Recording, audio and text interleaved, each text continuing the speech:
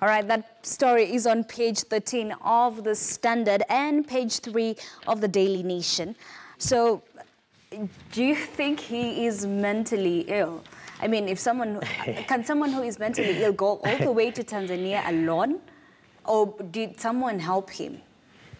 You know, actually, this country is very interesting, but it's because Kenyans are exciting people. This story is as good as we are talking about it dead. Yeah. In fact, there is, we've had lots of excuses in the past where cases and concerns around these similar activities have actually ended at that test. Two, this is very funny to me because many Kenyans get defrauded every day, every single day. Why Chacha is taking centerpiece on page 3 of the Nation and page 15 of the Standard is because the story involves members of parliament. Mm-hmm. But there are several other stories really that involve members of parliament. Why are they not here? Yeah. So I think we, as I said earlier on, it's good for us to talk about this, but the question is, what next? What next? Okay. How can we be able to ensure that our ICT laws regarding, of course, fraudulent obtaining of resources from people is concerned? How can we be able to ensure that we expand opportunities for the youth? Because 25 years is someone who should be spending time doing something constructive for national... 23, actually. All right, 23, 25, I can say is 25-year-old who was using the name Jamal Chacha Mwita.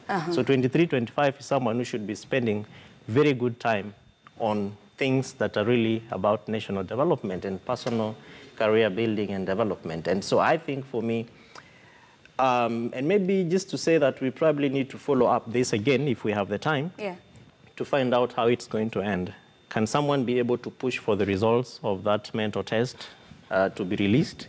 Can someone be able to tell us which doctor is going to discharge the mental test? Can someone take us through that process? Because I think if we will be able to do that, then we'll be able to also find out why the other cases that the courts have ordered to be discharged in a similar manner haven't seen the light of day beyond the medical test. But you've talked about tests. Let's not forget they can be altered. Precisely, that's what I'm saying. All right, so I'm going to pose the question that you asked Oliver. What next?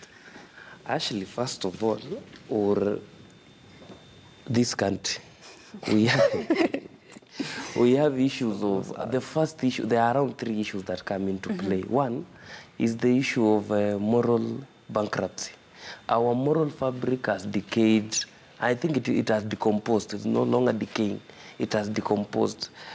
To find ourselves in a national television discussing a 23-year-old who should be interested in career growth and personal development, who has turned into a con game and all matter of things, is sad. It is perturbing for any youth or any young person watching us outside there, for us to discuss a person suspected to have had other relationships with members of parliament. It talks to the people we elect to those offices. Our leaders are our reflection. If they can do those matter of things, it means that we have a long way to go. Addressing the issue of Wazir Chacha, there are other things that we must ask ourselves. The DCI, Mr. Kinoti, talked of a special relationship. Nobody is addressing the issue of special relationship. The other point, we are told that Chacha is a former employee at the Ministry of Devolution. We need to ask ourselves, and from the knowledge I have, he rose from an intern to an employee. How we did not realize that he had issues with mentality, his mental faculties, is another question that needs to be unraveled.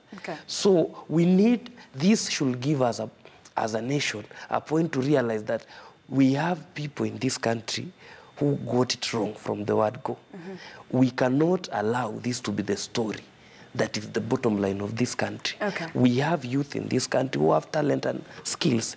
For this matter, we should follow it to its concluded end so that we are not being treated to the same issue we see as Kenyans. An issue comes up, it is sensationalized, we see memes in the social media, it dies out. We must follow this to its logical end. And as the media, you have a role to play in this issue.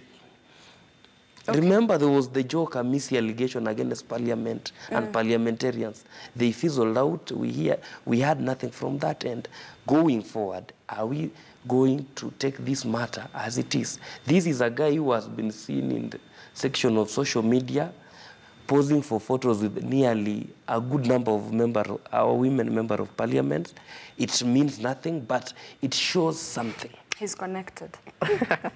Maybe. All right. Actually, I don't know whether I have a minute to just add something about youth and the future. Yeah. It's very important that we look at what would push a young person of this nature to get involved in this kind of activity. And you note that lots of research indicate that today we really do not have people that, as many people that young people would say, I want to be so and so when I grow up. All right. And this is, I think, it gives us an opportunity to begin reflecting on our moral fabric as a people, issues of mentorship, issues of course, personal development and career growth. But I think fundamentally is opportunities for youth employment and empowerment. Because I'm still perturbed that 23, 25 is doing this really with members, women members of parliament.